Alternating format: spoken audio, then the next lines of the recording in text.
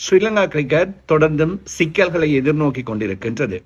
அண்மையில் சந்திக கத்ருசிங்க முன்னாள் பயிற்றுவிப்பாளர், இலங்கை அணியின் முன்னாள் வீரர் பயிற்றுவிப்பாளர் பதவியிலிருந்து நீக்கப்பட்டமை தொடர்பில் ஸ்ரீலங்கா கிரிக்கெட் அவர்களுக்கு கொடுப்பன ஒன்றை கொடுக்க வேண்டும் என்ற தீர்ப்பு கிடைக்கப்பெற்றது. கிட்டத்தட்ட இலங்கை பணம் பெறுமதியில் 5 கோடிக்கு மேலான இழப்பீட்டுத் தொகை அவருக்கு வழங்க வேண்டியதாக இருந்தது. அவர் நீக்கப்பட்டது முறையற்றது என்ற அடிப்படையில் இப்பொழுது மீண்டும் ஒரு சட்ட நடவடிக்கை ஸ்ரீலங்கா கிரிக்கெட் மற்றும் விளையாட்டு அமைச்சுக்கு எதிராக எடுக்கப்படவிருப்பதாக செய்திகள் வெளியாகி இருக்கின்றன.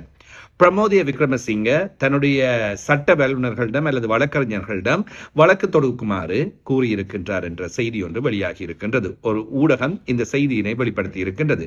பிரமோதிய விக்ரமசிங்க 2025 ஆண்டு நவம்பர் பகுதியில் இலங்கை கிரிக்கெட்டின் அல்லது ஸ்ரீலங்கா கிரிக்கெட்டின் புதிய தெரிவுக்குழு தலைவராக நியமிக்கப்பட்டார். அவரோடு வினோதன் ஜோன், தரணக்க பரணவித்தார்ன, இண்டிகடி சேரம் உட்பட்ட மேலும் ஒருவர் இந்த குழுவில் இணைக்கப்பட்டிருந்தார்கள். இதன் அடிப்படையில் புதிய மேம்பாட்டு குழு, அதாவது டிரான்ஸ்பர்மேஷன் கமிட்டி என்று அழைக்கப்படுகின்ற ஸ்ரீலங்கா கிரிக்கெட்டின் புதிய இடைக்கால நிர்வாக சபை வந்தது. அந்த தெரிவுக்குழுவானது நீக்கப்பட்டது.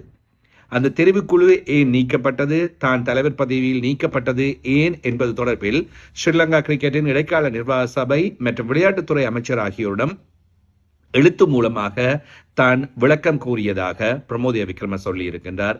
ஆனால் தனக்கு அதற்குரிய சரியான பதில் கிடைக்காத காரணத்தினால் தன்னுடைய வழக்கறிஞர்களிடம் சட்ட நடவடிக்கை எடுக்குமாறு கோரியிருப்பதாக சொல்லியிருக்கின்றார்.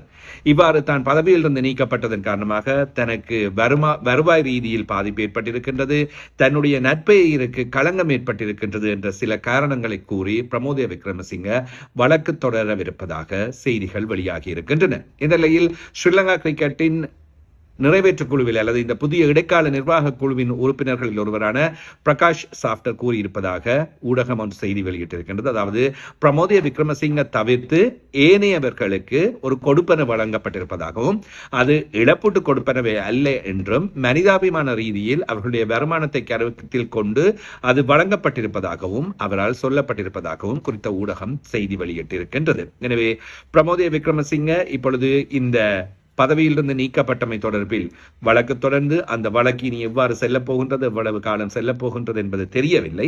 ஆனாலும் கூட இது ஒரு சிக்கல் நிலையில் பிரச்சனைக்குரிய நிலைமையில் இருக்கும். இந்த இடைக்கால நிர்வாக சபையும் நீண்ட காலம் தொடராது என்பது உங்களுக்கு தெரியும். சர்வதேச கிரிக்கெட் பேரவையின் விதிமுறைகளுக்கு அமைவாக அதன் இடைக்கால நிர்வாக சபையானது இனி மீண்டும் தேர்தல் வைத்து அதன் மூலமாக தெரிவு செய்யப்படுகின்றவர்களே நியமிக்கப்படுவார்கள். அதற்கான புதிய யாப்பு திருத்தம் செய்யப்பட்டிருக்கின்றது. எனவே அந்த புதிய யாப்பு திருத்தம் பாராளுமன்றத்தில் முன்வைக்கப்பட்டு அங்கே அது நிறைவேற்றப்பட்டு அதன் பின்னர் சர்வதேச கிரிக்கெட் பேரவைக்கு வழங்கப்பட்டு அங்கேயும் அது ஏற்றுக்கொள்ளப்பட்டதன் பின்னரே அடுத்த தேர்தல் நடைபெறும் என்பது பொதுவான பேச்சு வழக்காக இருக்கின்றது. அதே போன்று பொதுக்கூட்டத் தொடரில் இந்த யாப்பு அங்கீகரிக்கப்பட வேண்டும் என்ற செய்திகளும் இருக்கின்றன. இவ்வாறு ஸ்ரீலங்கா கிரிக்கெட் தொடர்ந்தும் மேலும் மேலும் மேலும் சிக்கல்களை எதிர்கொண்டிருக்கின்றது. நாளைய தினம் இந்திய மற்றும் இலங்கை அணிகளுக்கு இடையிலான முதலாவது டெஸ்ட் போட்டி ஆரம்பமாக இருக்கின்ற வேளையில் நிரோஷன் டிக்வெல் அணியில் சேர்த்துக் கொள்ளப்பட்டமையும் மிகப்பெரிய அளவில் பேசுபொருளாகவும் சர்ச்சைகளுக்குரிய விடயமாகவும் நேற்று முதல் அணி அறிவிக்கப்பட்டதிலிருந்து பேசப்பட்டு வருகின்றமையும் இங்கே சொல்லக்கூடியதாக இருக்கின்றது.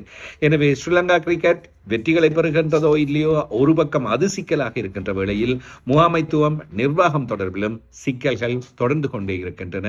இவற்றையெல்லாம் முடிவு கட்டி எப்பொழுது ஸ்ரீலங்கா கிரிக்கெட் முன்னேற்ற பாதையில் செல்லப்போம்.